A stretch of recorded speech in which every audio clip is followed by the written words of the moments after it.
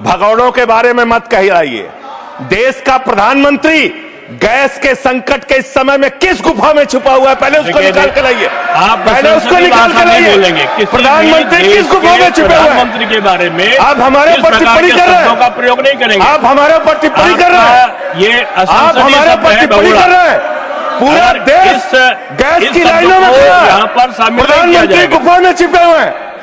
प्रधानमंत्री को निकाल के लाइए, प्रधानमंत्री को निकाल के लाइए। मध्य एशिया के अंदर जो युद्ध चल रहा है इजराइल और अमेरिका और ईरान के बीच में, आप क्यों इजराइल की चमचागिरी में खड़े हो गए, जिसके कारण से हिंदुस्तान को आज गैस का संकट भुगतना पड़ रहा है। पूरा देश लाइन में खड़ा है, गांव लाइन में खड़ा है, शहर लाइन में खड़ा है, एक एक इलाका लाइन में खड़ा है। होटल बंद हो रहे हैं मान्यवर, मोरवी के अंदर गुजरात में टाइल्स की फैक्ट्रियां बंद हो रही है मान्यवर। आपने स्कीम पास कर दी जी राम जी की, लेकिन मुझे आप जरा कृपा करके बताइए, आपके हिस्से का 125 दिन के हिसाब से रुपया बैठता है मंत्री जी 2 लाख करोड़ रुपए।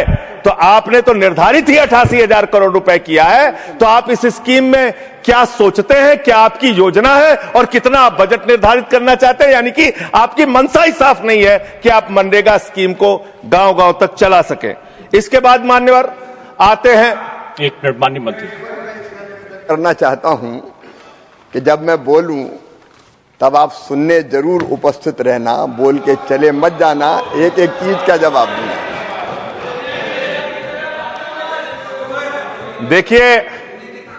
देखिए मान्यवर, भगौड़ा इस समय कौन है पूरा देश जान रहा है। भगौड़ों के बारे में मत कहिए। देश का प्रधानमंत्री गैस के संकट के इस समय में किस गुफा में छुपा हुआ है, पहले उसको निकाल के लाइए। आप पहले उसको निकाल के लाइए। प्रधानमंत्री किस गुफा में छुपे हुए हैं? प्रधानमंत्री के बारे में आप हमारे ऊपर टिप्पणी कर रहे हैं, का प्रयोग नहीं करेंगे। आप हमारे ऊपर टिप्पणी कर रहे हैं, ये आप हमारे ऊपर टिप्पणी कर रहे हैं।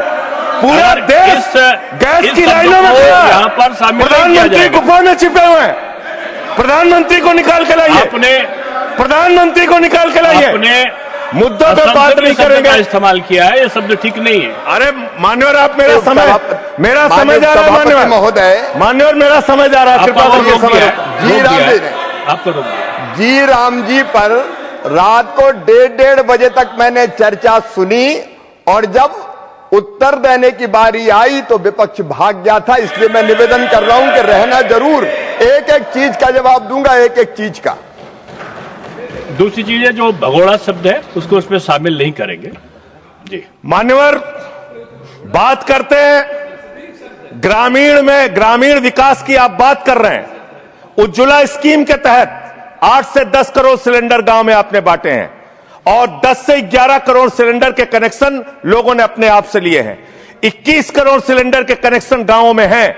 मैं आपके माध्यम से इस सरकार से पूछना चाहता हूं, मध्य एशिया के अंदर जो युद्ध चल रहा है इजराइल और अमेरिका और ईरान के बीच में, आप क्यों इजराइल की चमचागिरी में खड़े हो गए, जिसके कारण से हिंदुस्तान को आज गैस का संकट भुगतना पड़ रहा है। पूरा देश लाइन में खड़ा है, गांव लाइन में खड़ा है, शहर लाइन में खड़ा है, एक एक इलाका लाइन में खड़ा है।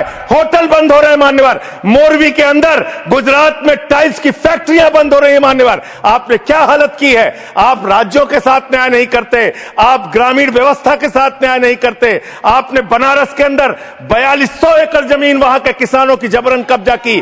2013 का जो अधिकरण का नियम है, वो नियम आपने लागू नहीं किया। वहां लाठियों से किसानों को पीट के प्रधानमंत्री के संसदीय क्षेत्र में जमीनें कब्जा करने का काम आपने किया। जो पंजाब पूरे देश का पीडीएस सिस्टम चलाता है, 50% भागीदारी पंजाब के किसानों की होती है। आपने पंजाब के रूरल डेवलपमेंट का 8,000 करोड़ रुपए मार के बैठे हुए। आप बताइए क्यों आपने पंजाब का हिस्सा नहीं दिया, क्यों आप वहां के साथ सौतेला व्यवहार कर रहे हैं। बताइए इस देश को और पंजाब के लोगों को। वहां पर बाढ़ आई, आप भी गए थे मंत्री जी वहां पे दुख जताने के लिए। आपने वहां की भयावह परिस्थितियों को देखा था, बावजूद इसके 1600 करोड़ रुपए की मदद आपने घोषित की थी। 16 पैसे आपने पंजाब को नहीं दिए, 16 पैसे। यह आपकी दुर्भावनापूर्ण नीति है जो राज्यों को भुगतनी पड़ रही है, जो देश को भुगतनी पड़ रही है। और ग्रामीण विकास के नाम पर आपने इस देश के गांव में रहने वाली जनता को लगातार धोखा देने का काम किया है,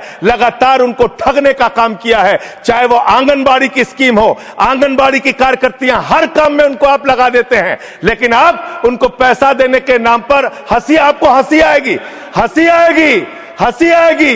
आंगनबाड़ी की योजना गांव में ही चलती है, गांव में ही चलती है, हंसी आएगी आपको। मान्यवर, मैं अंत में एक ही बात कहना चाहता हूं। मंत्री जी ने कहा भागिएगा नहीं, मैं बिल्कुल बैठ के आपकी एक एक बात को सुनूंगा। मंत्री जी, ध्यान से सुनूंगा, जितनी बात मैंने कही है उसका पूरा जवाब दीजिएगा, और अगर आप जवाब नहीं दे पाएंगे तो मुझे भी उस वक्त बोलने का अवसर दीजिएगा।